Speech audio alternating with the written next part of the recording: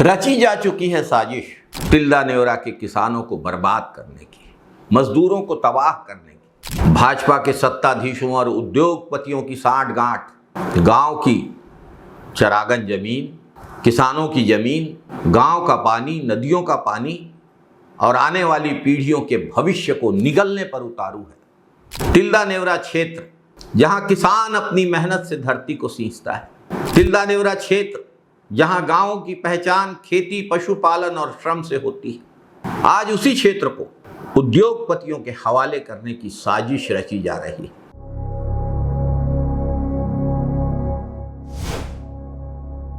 तो 2024 में तिल्दा क्षेत्र को उद्योग क्षेत्र घोषित किया गया और उसके बाद से यहाँ के गांवों की धनहा जमीन पर, किसानों की जमीन पर, उपजाऊ जमीन पर, देवरी, घुलघुल, अल्दा जैसे गांवों की जमीन पर पूंजीपतियों की गिद्ध जैसी नजर पड़ गई। अब इन गांवों की जमीन पर स्पंज आयरन प्लांट थोपे जा रहे हैं। ये स्पंज आयरन प्लांट नहीं है, गांव के विनाश के कारखाने। जिन गांवों में स्पंज आयरन प्लांट लगे हैं उन गांवों की हालत ग्रामीण देख रहे हैं, समझ भी रहे हैं। देवरी, घुलघुल और अल्दा में प्रस्तावित इन उद्योगों से आसपास के 20-25 गांव सीधे प्रभावित होंगे। जिस क्षेत्र में आज लोग खेतों के सिंचाई के पानी के लिए, निस्तारी के पानी के लिए और पीने के पानी के लिए संघर्ष कर रहे हैं, वहां करोड़ों लीटर पानी उद्योगपतियों को परोसा जा रहा है। देवरी, घुलघुल के प्लांट को प्रतिदिन 5,17,000 लीटर पानी चाहिए। अल्दा के प्लांट को प्रतिदिन 22,48,000 लीटर पानी चाहिए। प्लांट की कॉलोनियों में और पानी लगेगा। सोचिए, जब गांव के किसान गर्मियों में पानी के लिए तरसते हैं, महिलाएं कुओं और हैंडपंपों के सामने पानी के लिए लाइन लगाती हैं, तब इन उद्योगपतियों की फैक्ट्रियों के लिए धरती का सीना गहरे तक चीरकर 20-25 हार्स पावर के पंप चलाए जाएंगे। जमीन का पानी चूसा जाएगा। जब नीचे का पानी, गहराई से पानी निकलेगा तो ऊपर पानी कहां से रहेगा? खेत बंजर होंगे, तालाब सूखेंगे, नलकूप सूखेंगे, हवा जहरीली होगी और गांव के बच्चे प्रदूषण और बीमारी के बीच जीने के लिए मजबूर होंगे। भाजपा के सत्ताधीशों को गांव की चिंता तो है नहीं, उसे चिंता है सिर्फ उद्योगपतियों के मुनाफे की। और उद्योगपतियों का मुनाफा होता है तो वो बराबर सब जगह पहुंचता भी है।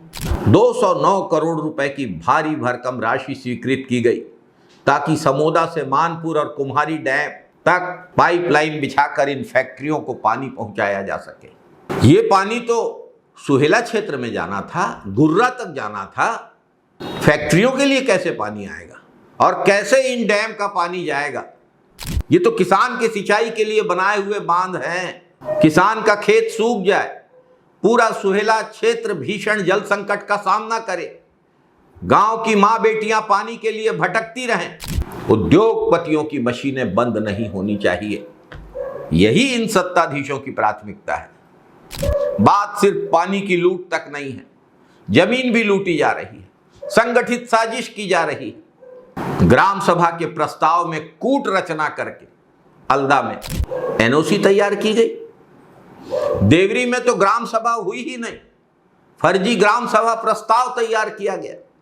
शासकीय अधिकारियों की समिति ने अल्दा में पाया कि वहां पर ग्राम सभा के प्रस्ताव में कूट रचना से लिखकर दूसरी हैंडराइटिंग में और देवरी में बिना ग्राम सभा के गांव वालों को अंधेरे में रखकर उनकी जमीनें हथियाने की कोशिश हुई।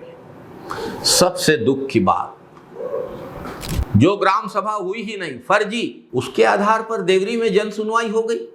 जो कूट रचना का प्रस्ताव था उसके आधार पर अल्दा में जन सुनवाई हो गई। गांव वालों को अंधेरे में रखकर उनकी जमीनें हथियाने की कोशिश हुई, गांव की जमीन लूटने की कोशिश हुई।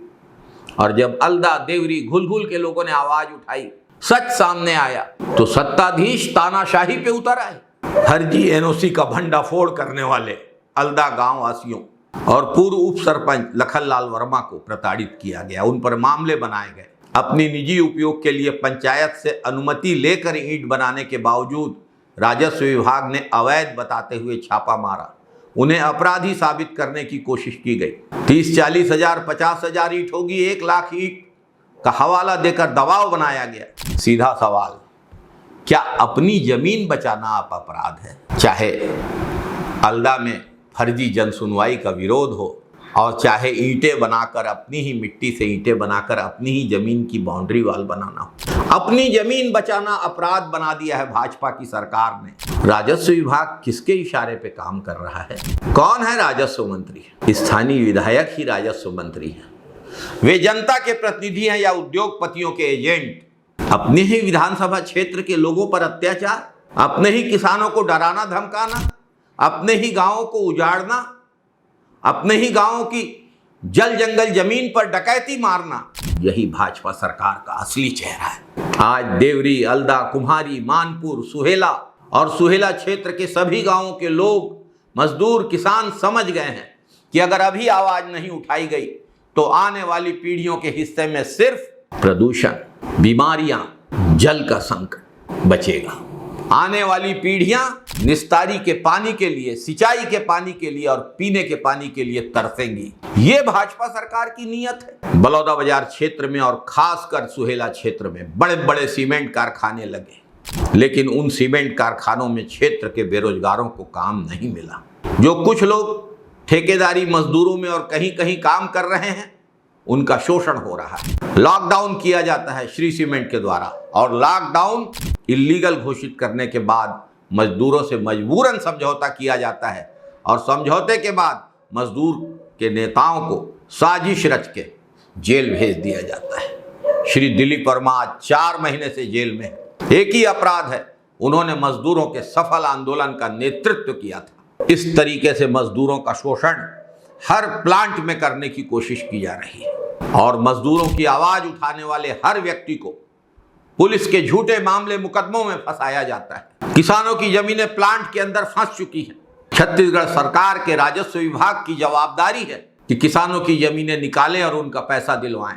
बलौदाबाजार के विधायक स्वयं राजस्व मंत्री हैं, लेकिन किसानों को उनकी जमीन का पैसा नहीं मिल रहा है। पीड़ा चरम पर पहुंच चुकी है, मजदूरों की, किसानों की, बेरोजगारों की, और इसीलिए इस मजदूर किसान महापंचायत का आयोजन किया जा रहा है। अगर मानपुर डैम में, कुम्हारी डैम में पानी आ रहा है तो वो पानी उसी समोदा डायवर्शन का है जिसे किसानों के लिए छत्तीसगढ़ में कांग्रेस की पहली सरकार ने बनाया था। किसानों के हक का पानी उद्योगों को देने का खेल नहीं चलेगा।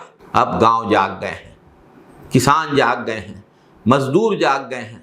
हल्दा, देवरी, घुलघुल, तिल्दा क्षेत्र और सुहेला क्षेत्र के पूरे बलौदाबाजार के मजदूरों ने, किसानों ने तय कर लिया है कि अब इस लड़ाई में पीछे हटने का समय नहीं है। फर्जी ग्राम सभा प्रस्तावों के खिलाफ, जबरिया उद्योग स्थापना के खिलाफ, ग्रामीणों पर झूठे मामले मुकदमे बनाकर दमन और अत्याचार के खिलाफ, गांव वालों को जेल भेजने की कार्यवाही के खिलाफ, जन सुनवाई के समय गांव वालों को बसों में घुमाकर हटाने के खिलाफ एक विशाल किसान महापंचायत का आयोजन किया गया है। ग्राम हल्दा में 30 मई 2026 शनिवार को सुबह 10 बजे से किसान महापंचायत होगी, जिसमें उपस्थित रहने के लिए पूर्व मुख्यमंत्री श्री भूपेश बघेल ने सहमति दे दी है। यह महापंचायत सिर्फ एक सभा नहीं होगी, यह किसानों की हुंकार होगी, यह गांव की अस्मिता बचाने का संकल्प होगा। ये सत्ता के अहंकार और उद्योगपतियों की लूट के खिलाफ जन आक्रोश की अभिव्यक्ति होगी। जब सरकारें जनता की सुनना बंद कर देती है तब जनता इतिहास लिखती है। और अब हल्दा की धरती पे, तिल्दा की धरती पे, सुहेला की धरती पर, बलौदाबाजार की धरती पर इतिहास लिखा जाएगा जल बचाने का, जमीन बचाने का और गांव के अस्तित्व को बचाने का। छत्तीसगढ़ महतारी की जय।